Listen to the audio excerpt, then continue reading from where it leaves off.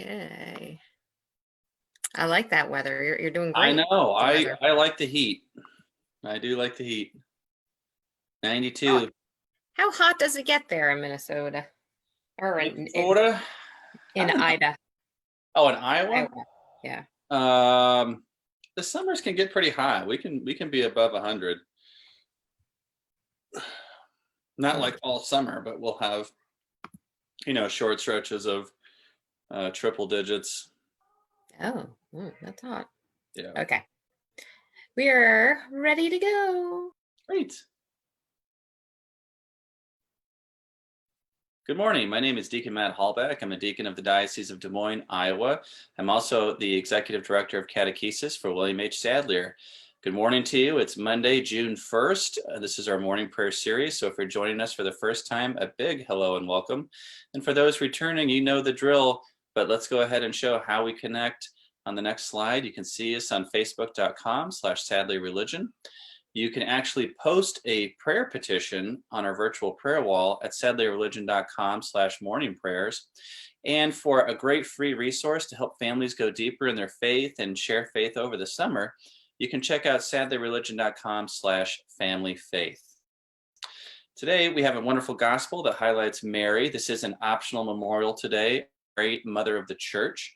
So before we bring up our image for our Visio, let's put ourselves in the presence of the Lord as he's always in our presence and allow his peace and his mercy to hold us up.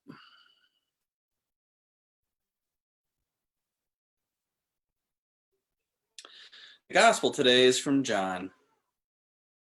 Standing by the cross of Jesus were his mother and his mother's sisters, Mary, the wife of Clopas, and Mary Magdala. When Jesus saw his mother and the disciple there whom he loved, he said to his mother, "Woman, behold your son." And he said to the disciple, "Behold your mother." And from that hour the disciple took her into his home.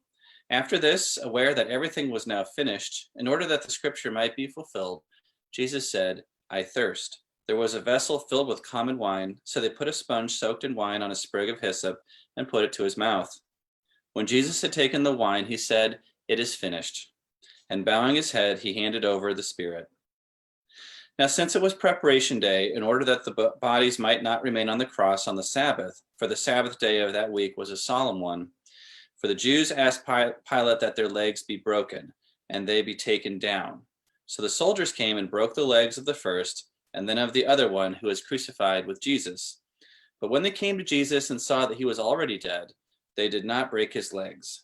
But one soldier thrust a lance into his side, and immediately blood and water flowed out. The gospel of the Lord.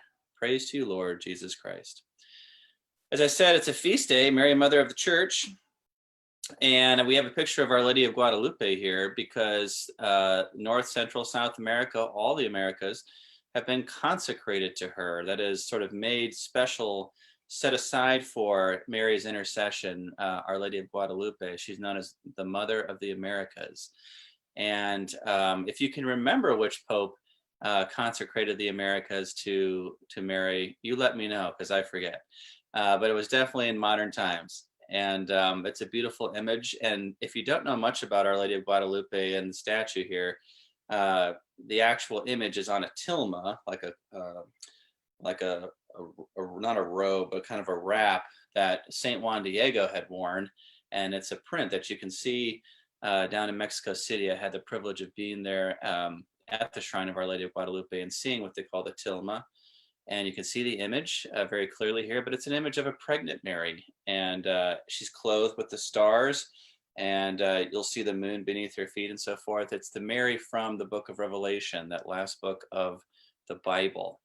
And what a beautiful image that is. She's the mother of the church. She cares for us all. And as a mother, I'm sure she's deeply affected and deeply involved in the healing and trying to bring peace and wholeness back to our country, to her people, to whom we were consecrated to her. And this is just a sad, sad time. So as we look at this image and we look at that face, I'm sure behind that is sadness and sorrow, because her children are not treating each other fairly, justly. We're treating each other with violence, and there's no reason for it. And so we need healing, we need peace, and we look to Mary for guidance. We look to her for help. And so my challenge today is to encourage a little devotion to Mary. Could be Our Lady of Guadalupe, could be any title for Mary. There are many, many of them. She's not just the patroness of the Americas, but many other countries claim her.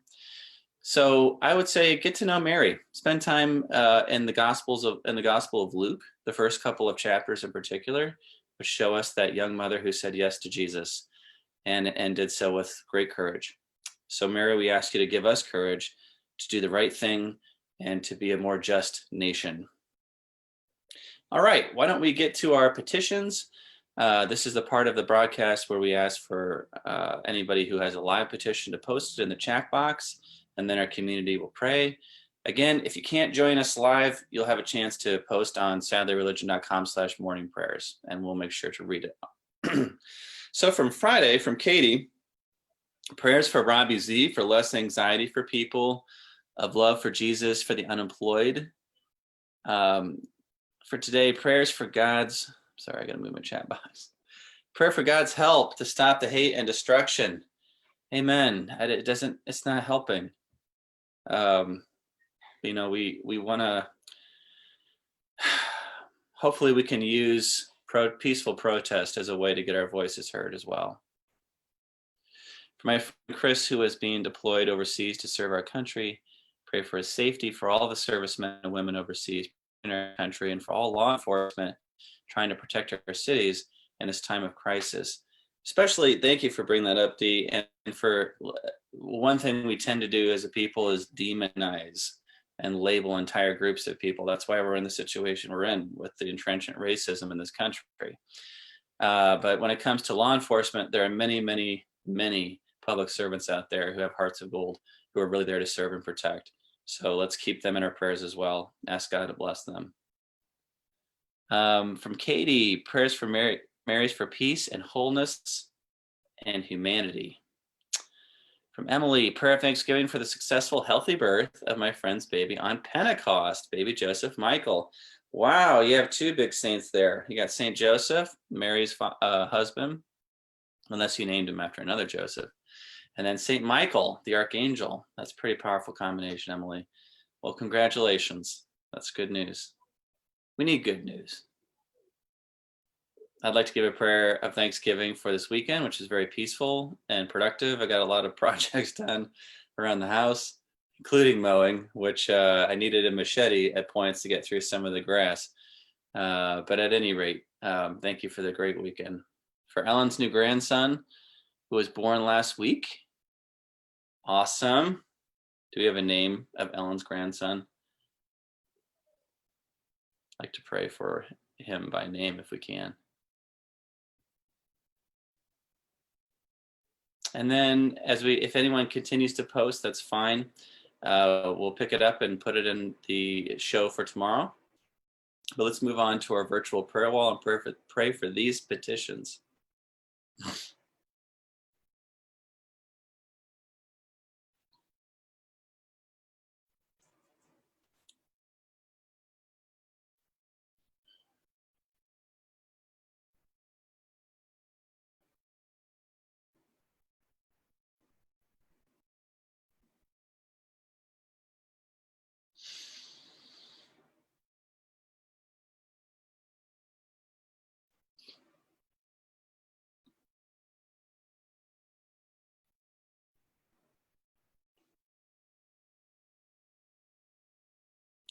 Lord, we lift up these prayers and we trust that in your time and in your gracious will, you'll answer them.